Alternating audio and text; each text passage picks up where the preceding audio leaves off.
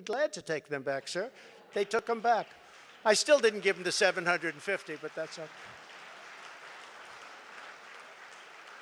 And by the way, now Biden wants to give them $4 billion.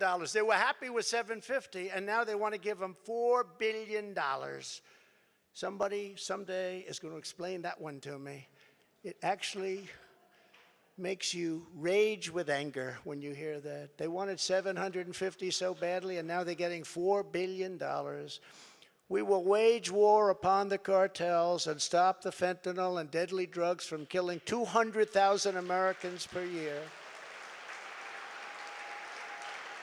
And I will ask Congress for legislation ensuring that drug dealers and human traffickers, these are terrible, terrible, horrible people who are responsible for death, carnage, and crime all over our country.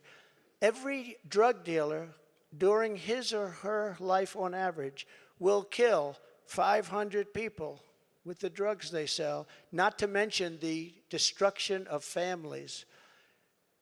But we're going to be asking everyone who sells drugs, gets caught selling drugs, to receive the death penalty for their heinous acts, because it's the only way.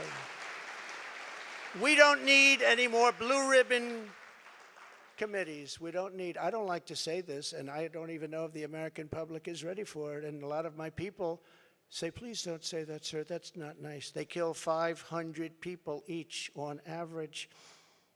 And if you don't do this, in China, when I was with President Xi, I said, President, do you have a drug problem? No, no, no, no, we don't. He looked at me like I didn't know what I was doing. He said, no, we don't have a drug. How come you don't have a drug problem? He said, quick trial. What is a quick trial? I sort of knew. What is a quick trial? That's where if you get caught dealing drugs, you have an immediate and quick trial, and by the end of the day, you're executed. That's a terrible thing. But they have no drug problem. The only drug problem they have is they make the fentanyl that comes into our country, and I had him stopping it. And then when I was gone, nobody ever mentioned it to him again. We were stopping it. That was way down, that number. But they send it in. But they don't have a drug problem.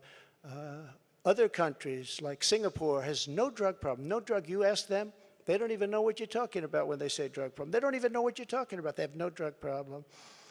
And why should they sell there and risk their lives every time they sell when they can come to the United States and nobody even cares? They can do whatever they want to do and become rich. It's a disgrace. So if you want to get rid of that and also bring down your level of crime, probably 75 or 80%, that's the only answer. No more blue ribbon. I refuse to create them anymore. They were just a joke. It was New York people wanting to be on a committee for publicity reasons. No more blue ribbon committees. That's the only way you're going to solve the problem. And I hope politicians are listening, because they should do it quickly. Joe Biden has also proven that he is committed to indoctrinating our children, even using the Department of Justice against parents who object. It's a terrible thing that's happening. It's so sad what's happening. When I'm in the White House, our schools will cease pushing critical race theory, as they were. Radical civics and gender insanity. Or if they do that, they will lose all federal funding, but we'll get them to stop. And I will be the president who finally fixes education in America. We were doing great. We were starting to really get it right. We will not let men, as an example, participate in women's sports. Is that okay? No men. No men.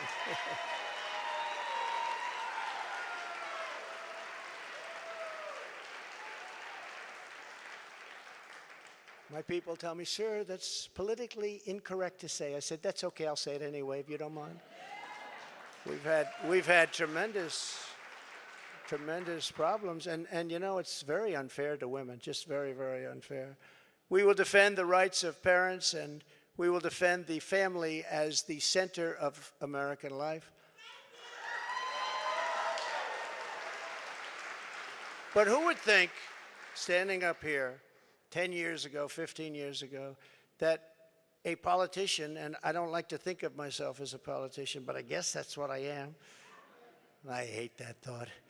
But that a politician would be up saying, we will defend parental rights. Of course you're going to defend it. Who would think that we even have to mention this? Who would think it even should be a subject to be talked about? We have to defend parental rights. Can you believe this? As commander-in-chief, I will get Biden's radical left ideology out of our military, and I did. I did. And in the first day, they put it back. They signed an executive order, and they put it back. It was gone. We will abolish every Biden COVID mandate and rehire every patriot who was fired from our military with an apology and full back pay.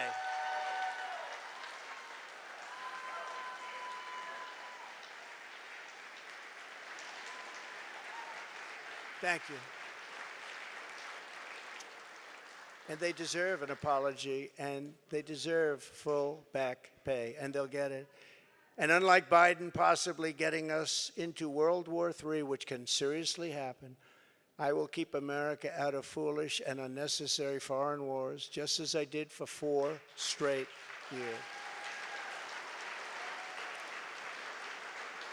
We will again have peace through strength. That's all it is.